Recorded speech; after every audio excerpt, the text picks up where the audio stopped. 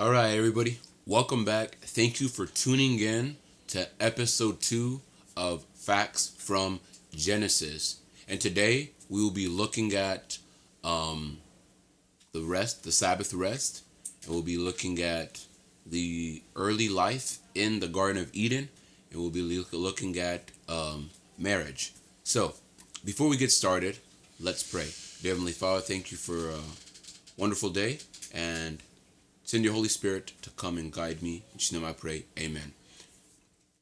So, yeah, let's go ahead and actually go straight to chapter 2. If you have not read chapter 2 already, I recommend reading chapter 2 of Genesis before you watch this video, because I would not be reading the whole chapter. I'll only be jumping through sections and summarizing. So, chapter 2, verse 1. Thus the heavens and the earth and all the host of them were finished. And on the seventh day, God ended his work which he had done, and he rested on the seventh day from all his work which he had done.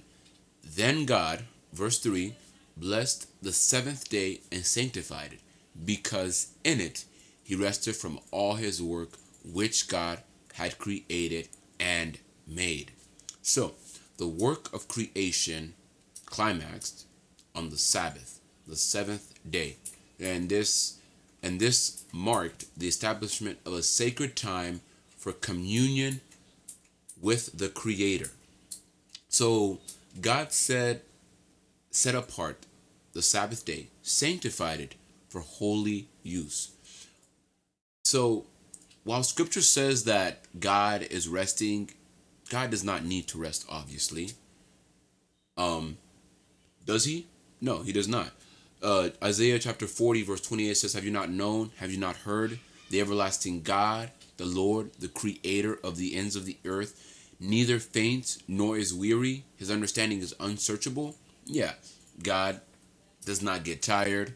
He does not get weary. So instead, he did this as a model for humanity, emphasizing the importance of working for 6 days and resting on the seventh. So this passage of verse 1 of verse 3, it reveals the true origin of the seventh day Sabbath. We see here as it was instituted during creation week, and God sanctified it, established the Sabbath as holy and unchangeable institution. So no human has the authority to desecrate it or replace it with a substitute, because God sanctified it. And the Hebrew word for sanctified is kodash. I think I'll probably torture that, but that word means to consecrate or to make holy or to set apart. So this day which God rested, he set it apart from the other days and made it holy. So the word Sabbath comes from the Hebrew word Shabbat, which means to cease, to rest, or to zist. So to basically do no work, to rest. So what day is the Sabbath?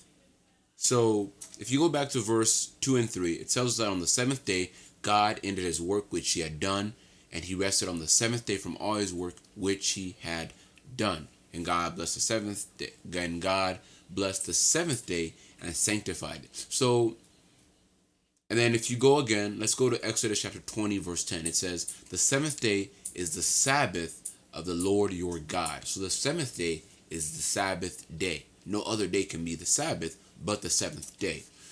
Sabbath is actually the seventh day of the week, Saturday. How do we know this? Is there any evidence in the Bible that pinpoints to the seventh day being the Sabbath? Because when Genesis was written, they didn't have a Sunday, Monday, Tuesday. It was more like day 1, day 2, day 3. So how do we know today, in the century that we live in, that the Saturday, that How do we know that today it is a Sabbath day? So let's look at Luke chapter 23, verse 54 to 56. It says, "It was preparation day, and the Sabbath was about to begin. The women who had come with Jesus from Galilee followed Joseph and saw the tomb and how his body was laid in it. Then they went home and prepared spices and perfumes, but they rested on the Sabbath in obedience to the commandment." So this was shortly after the crucifixion of Jesus. It is believed by everyone in history that Jesus died on a Friday and his body was taken down before sunset and his body rested on the Sabbath day. So this passage just shows the Sabbath was observed immediately after preparation day, which is Friday. And preparation day is the day before Sabbath. And this definitely aligns with the Jewish tradition of preparing for Sabbath on a Friday, indicating that the Sabbath was Saturday. So now let's look again for more evidence. So another evidence that we can find in the Bible is the day Jesus rose. Mark chapter 16, verse 1 to 2. It says, "When the Sabbath was over, Mary Magdalene, Mary the mother of James, and Solomon brought spices so that they might go to anoint Jesus' body very early on the first day of the week, just after sunrise. They were on their way to the tomb." So these women waited until the Sabbath was over to go and anoint the body of Jesus. So, and they waited to buy spices until the day that they were going to go and visit Jesus on Sunday. Everybody celebrates Easter on a Sunday, so there is no way that the Sabbath can't be the day before Sunday, because Jesus rose on a Sunday, so the day before Sunday is Saturday. And another piece of evidence that we can look at is the Jewish calendar. The Jewish people have observed the Sabbath for the longest time ever. So they've been observing it for a very long time, since they've practically been a nation, from Friday evening to Saturday evening for centuries, in accordance to the commandment to rest on the seventh day. So Leviticus chapter 23, verse 32, it says, it is to be a day of Sabbath rest for you, and you must deny yourselves. From the evening of the ninth day of the month until the following evening, you are to observe the Sabbath. So this verse right here indicates that the Jewish nation understood this, that understanding of the Sabbath has consistently been on the seventh day of the week, which is Saturday in their modern day calendar. So now let's answer the next question. So why did God make the Sabbath, and why should we keep it? So Exodus chapter 20, verse 8 to 11 says, "Remember the Sabbath day to keep it holy. For in 6 days God made the heavens and the earth, the sea, and all that is in them, and rested on the seventh day." And by the way, I'm paraphrasing. I'm not reading the entire commandment, because the entire commandment goes into a list of who and what you should not do on that day. So, wherefore the Lord blessed the Sabbath day and hallowed it. And then James 2:10 says, "Whoever shall keep the whole law and yet offend one point, he's guilty of all." So you can't keep all 9 commandments and not keep one of them, because you're guilty of breaking them all. And then 1 Peter chapter 2, verse 21 says, "Christ also suffered for us, leaving us an example that ye should follow his steps." So God gave the Sabbath as a sign that he created the world in 6 24-hour days, and of his power to redeem and sanctify mankind. In Isaiah chapter 58, verse 13 to 14, God says all who would be blessed must first get their feet off his Sabbath. Moreover, the deliberate breaking of one of the commandments is a sin. Christians should gladly follow Christ's example, Sabbath keeping. Jesus' custom was to worship on Sabbath, as were his apostles.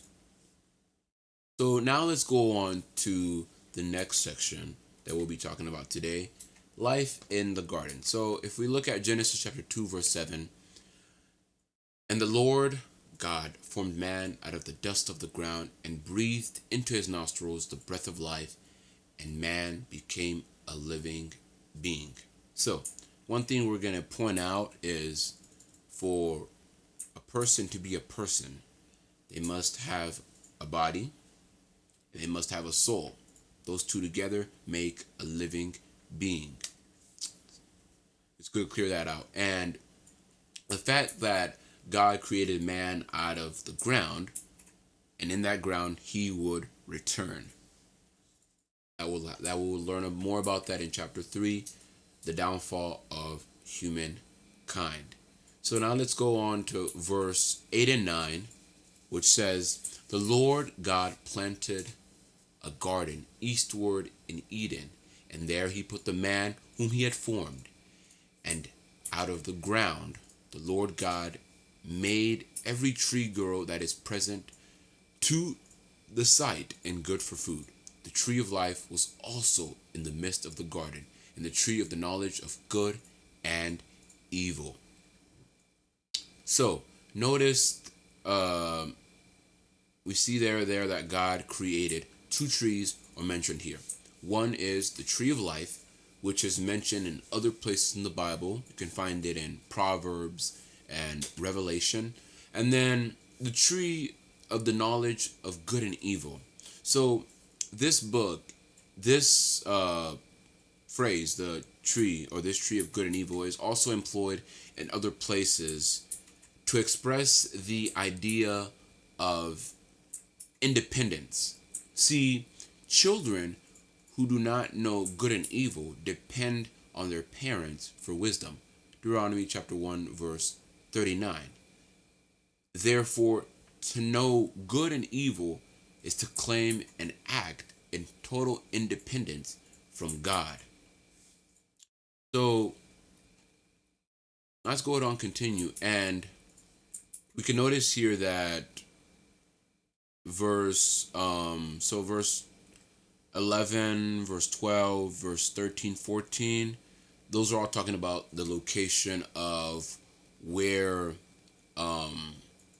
the garden was. So the biblical, the person who wrote this, Moses, is using geographical locations, terms known to the reader. However, we need to keep in mind that pre-flood topography of Earth was remarkably different from the post-flood topography. So the Earth went through a dramatic change after the flood. Now let's move on to verse 18. And the Lord God said, it is not good that man should be alone. I will make him a helper comparable to him. Out of the ground the Lord God formed every beast of the field and every bird of the air, and brought them to Adam to see what he would call them. And whatever Adam called each living creature, that was its name. So therefore, Adam gave names to every creature. And then towards the end of verse 20, it says that, but for Adam, there was not found a helper comparable to him. So what does God decide to do? God causes Adam to fall into a deep sleep. And while he's asleep, God takes one of his ribs, and out of that rib, he closes up the flesh, right? And out of that rib, he forms a woman, creates a woman for him. And these are the words that Adam uses. Verse 23. This is now bone of my bones and flesh of my flesh. She shall be called a woman because she was taken out of a man. Therefore, a man should leave his father and mother and be joined to his wife, and they shall become one flesh. So creation was not complete until Adam met Eve. Until a love relationship was established, creation was unfinished. See, God designed Eve to be a suitable, comparable companion for Adam, but yet she was different. See, creation in God's image and likeness required for both man and woman. Not only did they reflect the ideal divine image, but they reflected the image of God, both male and female, man and woman. So God caused Adam to fall into a deep sleep, like I said earlier, and this emphasizing the fact that the man did not contribute anything to the creation of his soulmate. Woman was as much of God's creation as much as the man was. So they were joined together in marriage. Just like it says to verse 24, how a man shall leave his mother and father, be joined to his wife, and they shall become one flesh. That is marriage right there. And then we go on and go to verse 25, and they were both naked. The man and his wife were not ashamed. So verse 25 of this chapter functions as an important bridge to the fall narrative, which we're actually going to see in the next episode, chapter 3. Man and woman were naked, yet they felt no shame. You know?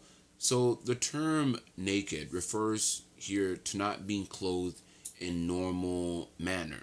You can see verses such as 1 Samuel chapter 19, verse 24, Psalms 104, verse 1 to 2. And the Psalm suggests that God's garments include splendor, honor, majesty, and light. So the fact that, the humans were not dressed in normal manner, yet they had been created in God's image and likeness, this can suggest that they reflected God's light and glory. But, spoiler alert, this would change following the fall, when Adam and Eve were suddenly ashamed of their nakedness after their eyes were opened. So thank you very much for watching this episode, and like, subscribe, and continue to support this channel, and don't forget to share with your family, and God bless.